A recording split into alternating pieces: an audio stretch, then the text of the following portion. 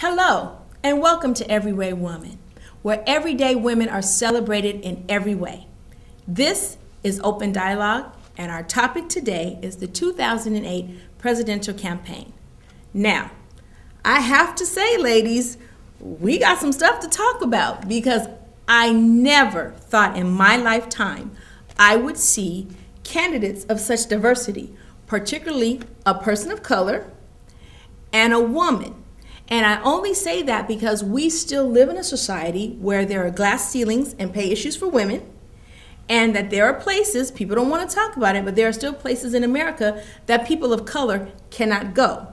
So if that is the case, how could the most powerful leader of the free world represent one of those protected groups? I need one of you guys to talk to me and tell me. Okay, but before we even get into it, I also have to say, we do have a Latino running. I mean, I got to represent my Latin people because si se puede, you know? So I'm just saying that, you know, he needs to be represented too. And he, unfortunately, if anything, isn't getting any attention that he deserves right now. And he's been out there in the community because he isn't Hillary and he isn't Obama and there isn't controversy. He isn't even getting that media attention. So for me, I want to make sure he gets it here. Put it in. He's a person of color too.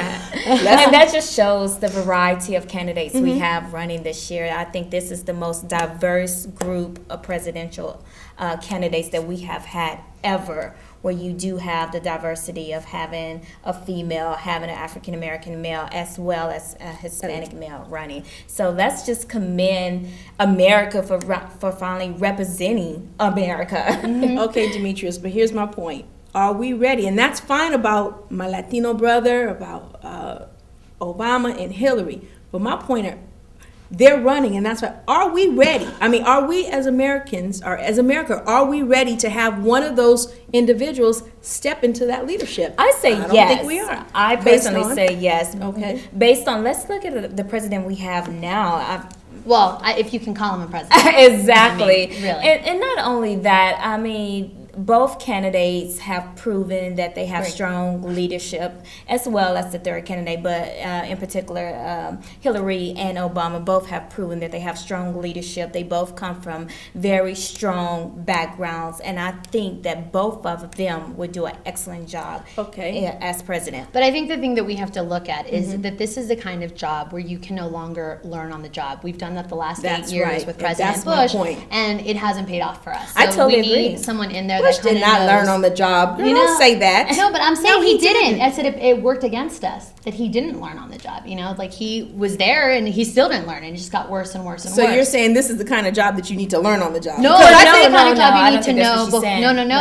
It can't be that kind of job. And I think that's why it's more important that someone come with a strong leadership background who have proven results, and not someone, my daddy was president and I just got the job, but they have. And I think proven something themselves. that's bigger is, and I know a lot of women that I've spoken to, which, it's awesome that women are using their voice, because that's the one thing I will say. We fought for a long time to have equality to even be able to vote. True. So I think we definitely need to make sure that we're using it. But some women are like, I just don't like Hillary. And I can't believe she stood by her man when the whole Monica thing happened. So they're not even looking at her for what her qualifications are, but they're looking at her because personally they don't like her. Right. And I think it's not a popularity contest. People have to realize this is the president of the free world. Right. We really need someone in there that's going to know what they're doing. With Obama, I have an issue with him because his parents are immigrant parents, and there's a huge issue in his hometown, in his home state in Chicago, that's been going on in terms of immigration. And there's someone that they're trying to deport. They're trying to deport the kid,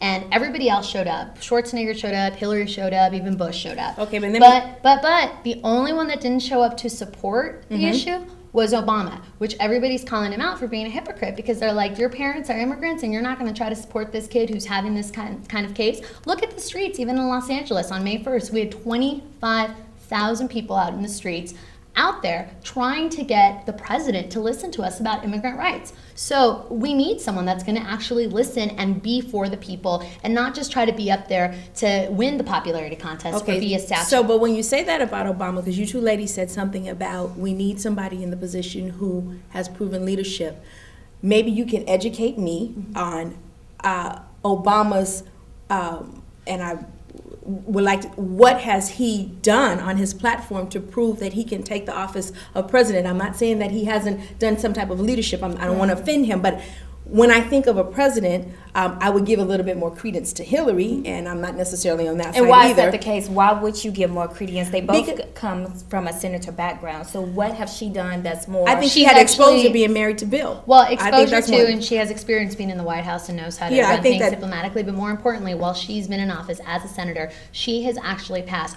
302 legislations that have improved our everyday life since she's been in office, where Obama's record isn't that strong. She's been standing up there. They've been trying to take Roe versus Wade, which is, I just think, is unfathomable, that something that's already been proven in our country, that is a right for a woman to choose for her own body, that they're trying to reverse that because the Republicans don't want to agree. I mean, what is that about? The government want to tell you that you can't spank your 3-year-old child. Let's just be real with it, okay? Exactly. You know, so that's why it's there. very important that we pick the right presidential candidate that would address these needs and not pick someone because, like you said, popularity, but pick the best candidate that will get the job done. And going back to even what you said and what your original question was, are we ready?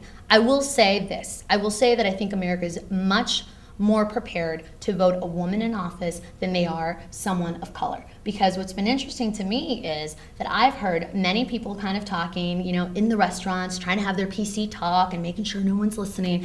And they're like, you know, Obama's great, but the only thing is he's black. If he wasn't black, then he'd be perfect. And I'm like, oh my God, I cannot believe they're saying that. They're like, so Hillary, I may not agree with her, but at least she's white and she's a woman. So it really puts you between this rock and a hard place, because you want to be able, especially for me, because I am a Latina, I am a woman of color, but I'm also a woman, in between choosing. Do I go for the strong candidate, but then does that mean I'm not supporting someone because they're not of color? I don't want to send out that message. So more than anything, I think this vote has such a high impact. Look at the fact that they have started campaigning 2 years out before even the election. That is the first time that that's happened. And even their caps in terms of money that they've raised and that they've had are far beyond what anybody would have thought. So then would it be safe to say, ladies, or would you agree that while we have this diverse platform, this would be an excellent opportunity to get the young people involved? Correct. Oh, definitely. I think for the people, it annoys me when people say they don't vote.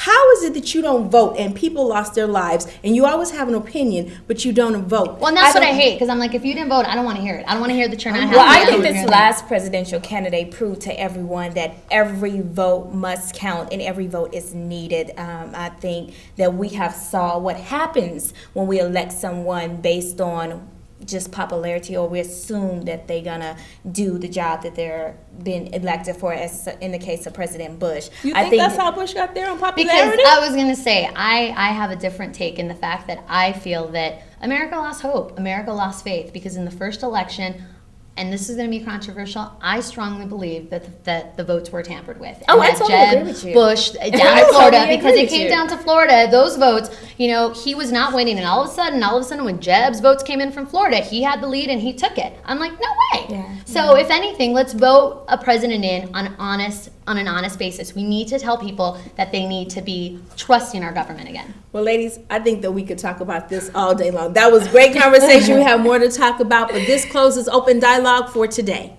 Thank you.